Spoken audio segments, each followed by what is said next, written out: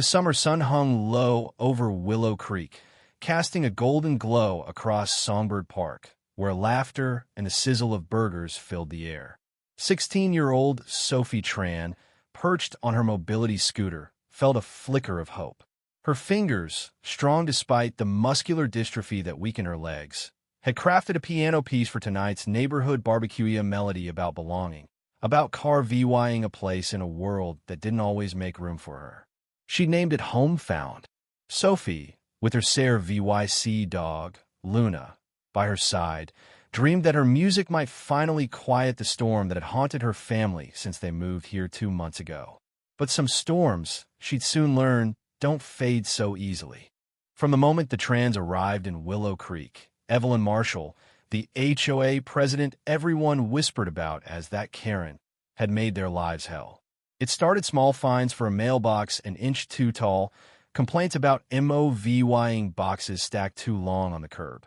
But when Evelyn learned about Sophie's condition, her attacks turned VY-sious.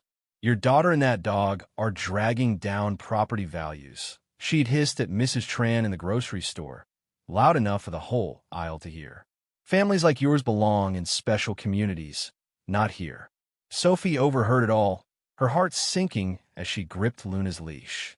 At home, she'd play her piano, letting the notes drown out the hurt. Neighbors often paused outside her window, captivated by the beauty of her music. But Evelyn?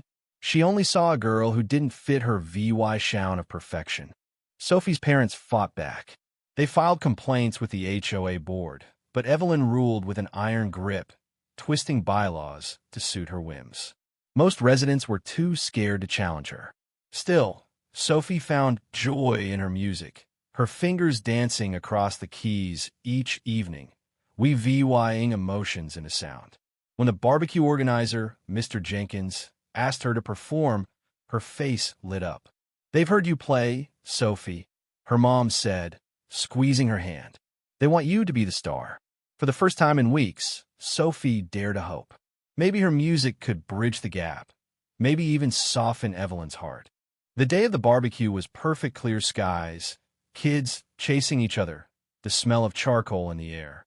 The Trans arrived early, setting up near the VY line, so Sophie could VY gate easily. Luna wagged her tail as Sophie chatted with other teens about music and MOVYES. A group of kids crowded around, curious about her scooter. "It's like a super slow race car," she joked, making them giggle. Across the park, Evelyn watched, her lips tightening. To her, Sophie's presence was a crack in her flawless neighborhood, and the attention Sophie drew only deepened her resentment. When Mr. Jenkins announced Sophie's performance, the crowd gathered, buzzing with anticipation. Sophie's dad helped her transfer from her scooter to a chair by the keyboard, set at just the right height. She took a deep breath, her fingers hovering over the keys. Home Found began softly, a tender melody that spoke of new beginnings. As the notes swelled, VYing intricate patterns of longing and hope, the park fell silent. Even the kids stopped running, drawn in by the music's power. Sophie poured her soul into every chord, her eyes closed, lost in the song. Then, a shadow moved through the crowd. Evelyn, clutching a carton of eggs she'd grabbed from her car, pushed forward, her face twisted with rage. "This ends now," she shouted, her voice slicing through the music like a blade. Before anyone could react, she hurled an egg. It struck Sophie's shoulder, yolk splattering across her face and onto the keyboard. Gasps rippled through the crowd as another egg hit her chest. Then another, dripping into her hair, staining her dress. "Stop your special treatment. Stop breaking my rules," Evelyn screamed, flinging more eggs, each one a weapon of her hatred. Sophie's hands froze on the keys, the melody dying. She sat there, trembling, egg dripping down her cheeks like tears. The crowd was stunned, rooted in place, until a 10-year-old boy, Liam, darted forward, planting himself in front of Sophie. An egg hit his chest, and he yelled, "What's wrong with you?" His voice snapped the spell. Sophie's dad lunged, grabbing Evelyn's arm. Her mom rushed to Sophie, wrapping her in a hug as she shook, humiliated and exposed. "Call the police," shouted Mrs. Coleman, a retired teacher, her voice trembling with fury. Phones came out, recording Evelyn's tirade, her screams about Sophie's ramp, her scooter, her very existence. Those videos would soon spread like wildfire. Evelyn kept ranting, even as Sophie's dad and Mr. Jenkins held her back. "She's ruining everything. Her disability's a burden," she spat, oblivious to the crowd's growing anger.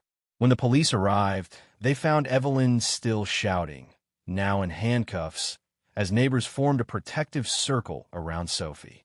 "She attacked my daughter," Mrs. Tran said, her voice breaking. "She threw eggs at my disabled child because she hates that Sophie exists."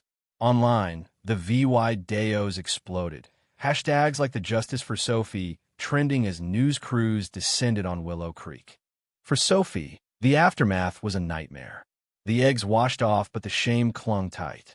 She stopped playing piano, her fingers refusing to touch the keys.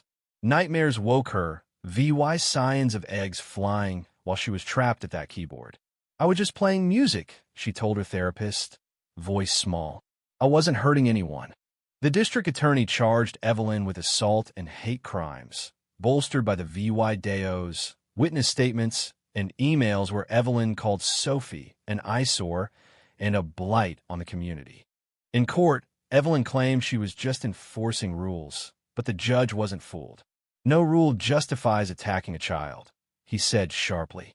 6 months later, the trial gripped Willow Creek. The HOA had new leaders, including Sophie's dad, and rules were rewritten to protect people like Sophie. She'd started playing again, but Home Found remained unfinished, a wound too raw to touch. In court, Evelyn sat smugly, her high-priced lawyer spinning tales of her stress as a community leader. But the Denke was crushing especially Sophie's testimony. Using crutches instead of her scooter, she faced the courtroom, her voice steady despite her nerves. "I thought music could reach everyone," she said. "I was playing a song about belonging, about being enough as you are. When those eggs hit me, it wasn't just yolk. It was shame. Ms. Marshall made me feel my body was so wrong it deserved to be humiliated." She turned to Evelyn, eyes piercing. "What rule was worth trying to destroy me?" Evelyn didn't answer, her face blank. The jury took 2 hours to convict her on all charges. At sentencing, the judge's voice was steel. "Your planned cruelty targeted a vulnerable young person, not in a moment of weakness, but after months of discrimination. You attacked the dignity every human deserves." He sentenced Evelyn to 12 years, a gasp echoing through the room. As she was led away, Evelyn glanced at Sophie, perhaps seeing, for the first time, the girl she'd tried to break. 3 years later, Sophie sat at a grand piano on Carnegie Hall stage, her fingers weaving shattered chords, the evolution of her interrupted song. The melody soared, turning pain into triumph, fear into strength. Her parents watched, tears streaming, alongside neighbors who'd traveled to witness her moment. Willow Creek, once fractured by Evelyn's rules, now embraced differences, a community reborn. That morning, a letter had arrived from the women's prison. "Dear Sophie," it began in Evelyn's shaky hand. "I don't expect forgiveness, but your music played here by our teacher has changed me. What I did was unforgivable. It wasn't about rules, it was my fear of difference, my need to control. Your courage showed me what I couldn't see. Beauty comes from being who you are." Sophie tucked the letter away, unsure if forgiveness was possible. Tonight wasn't about Evelyn. It was about her. Back on stage, Sophie announced her final piece. "This is Unbound," she said, her voice clear. "For anyone told they don't belong." The music flowed, unbroken, a testament to her freedom, not revenge, but the power to create beauty despite hate. Somewhere, Evelyn would hear this performance, her sentence a long road to reckoning with the damage she'd caused. What do you think, can someone like Evelyn ever truly change? Or is her letter just empty words? Should Sophie forgive her, or is moving on without forgiveness the stronger choice? Was 12 years too harsh, or not harsh enough for what she did? Drop your thoughts below. Hit that like button if this story hit you hard, and subscribe for more stories that spark real talk.